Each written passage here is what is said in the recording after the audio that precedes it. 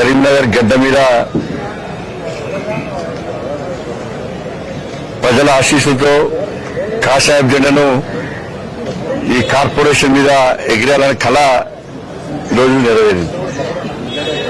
దీనికోసము అనేక సంవత్సరాలుగా కరీంనగర్ ప్రజలు ఎదురుస్తున్నారు, భారతీయ జనతా పార్టీ ఎదురుస్తున్నది. ఆ ప్రజల సహకారంతో ఆ ప్రజల యొక్క ఆకాంక్షను నెరవేర్చిన ఈరోజు చాలా సంతోషకరమైన రోజు.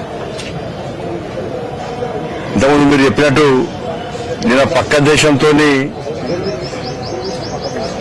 క్రికెట్ మ్యాచ్ లో భారత్ గెలిచింది. ఈరోజు పక్క పార్టీలతో యుద్ధంలో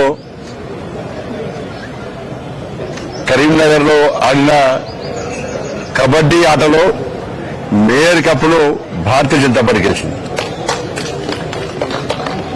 దీని వెనుక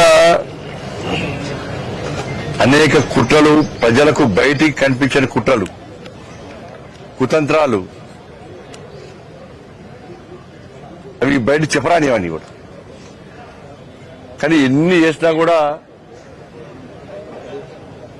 ధర్మం వైపే, ప్రజాస్వామ్యమే ఎప్పుడు గెలుస్తుందన్న విషయం ఈరోజు స్పష్టమైంది.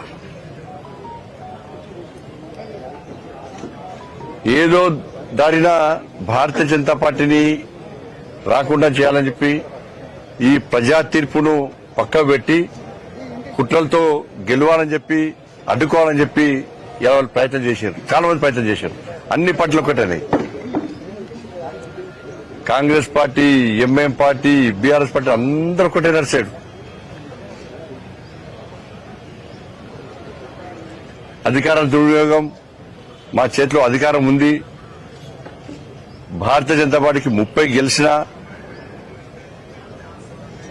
ఇండిపెండెంట్ సపోర్ట్ ఉన్నా కూడా ఏదో రకంగా మభ్యపెట్టి బెదిరించి కాకుండా చేస్తామని చెప్పి 2 రోజుల పాటు రాష్ట్ర ముఖ్యమంత్రి గారి దగ్గర నుంచి మంత్రుల వరకు, ఎమ్మెల్యేల వరకు కూడా అందరూ ఒకటే. ఈ పార్టీ ఆ పార్టీ అని కాకుండా భారతీయ జనతా పార్టీ తప్ప మిగతా పార్టీలన్నీ ఒకటై 2 రోజుల పాటు మమ్మల్ని ఏ విధంగా అడ్డుకునే ప్రయత్నం చేసిండ్రో తెలంగాణ రాష్ట్ర ప్రజలు చూశారు, కరీంనగర్ ప్రజలు చూశారు.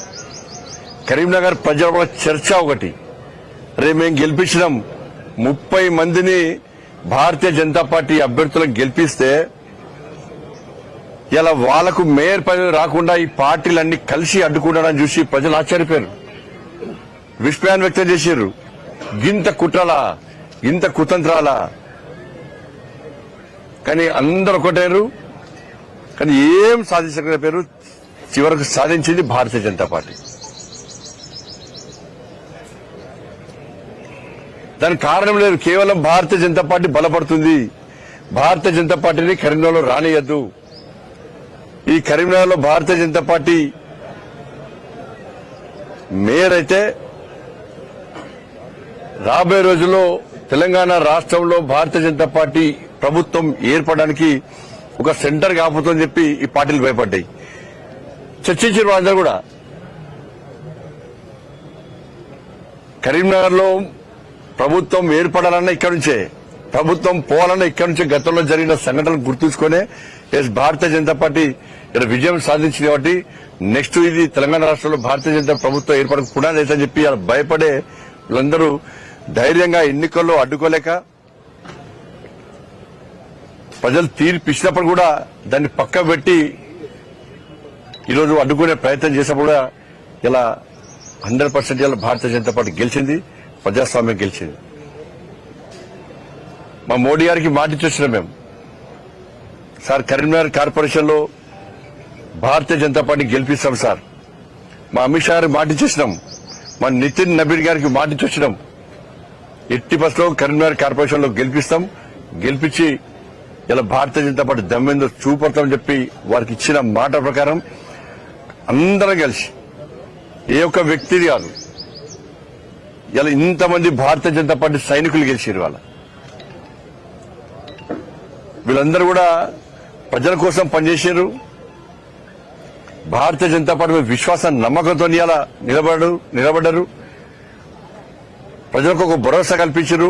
ప్రజలు మా మీద విశ్వాసం ఉంచి ఎలా ఇంతమందిని గెలిపించారు. 2005లో ఇదే కార్పొరేషన్లో కార్పొరేటర్ గెలిచిన తర్వాత ఆ రోజున్న ఆనందం, ఆ సంతోషం, ఆ ఉత్సాహం ఇప్పుడు అన్ని గుర్తొస్తున్నాయి. ఇప్పుడు కానీ అదే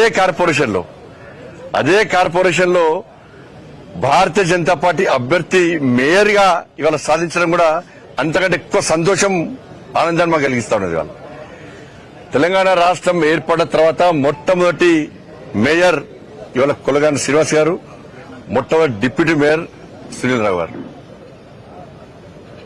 అది కరీంనగర్కి అవకాశం దక్కింది. కానీ ఇంతమంది సైనికులు ఇవాళ ప్రజల ఆశీర్వాదం గెలిచారు. వీళ్ళందరూ కూడా ఒక కమిట్మెంట్ తో ఉన్నారు, ఒక ప్రణాళికతో తయారీ సిద్ధంగా ఉన్నారు. ఎట్టి పరిస్థితుల్లో కరీంనగర్ అభివృద్ధి చేయాలని చెప్పి ఒక లక్ష్యంతో వీళ్ళందరూ వచ్చారు తప్ప ఏ రాజకీయ అపేక్షతోనో డబ్బులు సంపాదించుకోవాలని చెప్పి ఆలోచనతో ఇవ్వలేరు.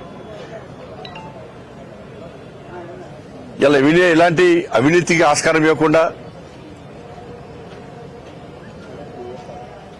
ఇలాంటి ఆరోపణలకు ఆస్కారం ఇవ్వకుండా కరీంనగర్ కార్పొరేషన్ అభివృద్ధి చేయాలనే లక్ష్యంతో మాత్రమే ఎన్నికల బరిలోకి దిగినాం.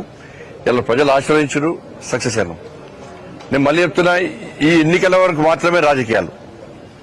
ఎన్నికల తర్వాత రాజకీయాలను తగ్గించి అభివృద్ధి ఎజెండాగా ముందుకు సాగాల్సిన అవసరం ఉంది. అన్ని పార్టీలు కలిసి రావాల్సిన అవసరం ఉంది.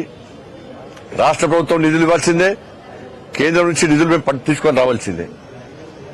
మన స్మార్ట్ సిటీ అభివృద్ధి అనేది కేంద్ర ప్రభుత్వ నిధులతో ఉన్న విషయాన్ని ప్రజలు గమనించారు. ఇవాళ సరే, గతంలో చాలా మంది అనేక రకాలుగా మేం తెస్తాం రాష్ట్ర ప్రభుత్వం చాలా మంది చెప్పుకునేదారు.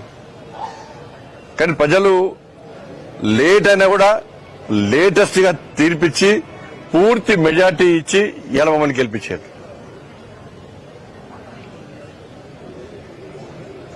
అంటే రాబోయే రోజుల్లో కూడా తప్పకుండా కరీంనగర్ అభివృద్ధికి సహకరిస్తాం, నిధులు తీసుకొస్తాం.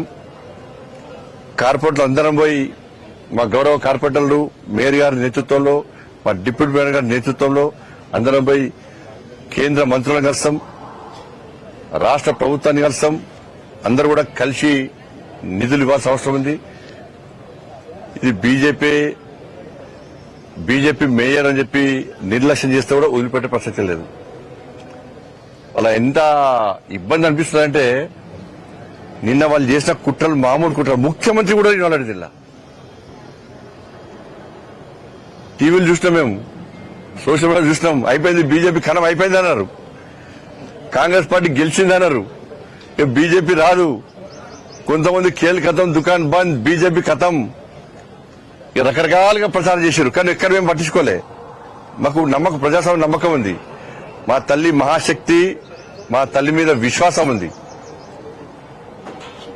ఇంత మేము సాధించామంటే నేను నమ్ముకున్న ఆ మహాశక్తి అమ్మవారి యొక్క ఆశీర్వాదం, ఆ తల్లి యొక్క కరుణ కటాక్షాలే.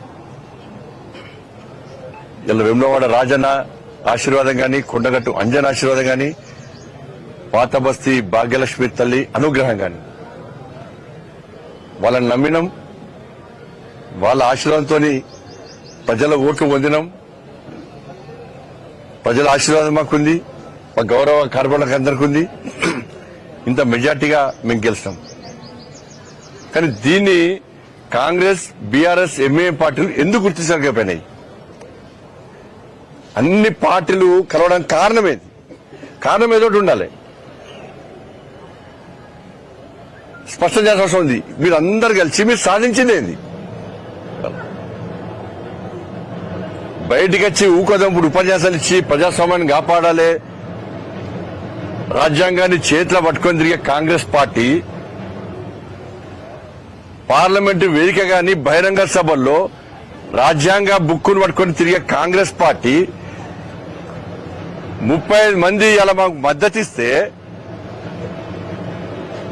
బలవంతంగా ఎత్తుకపోయి కుట్రలు చేసి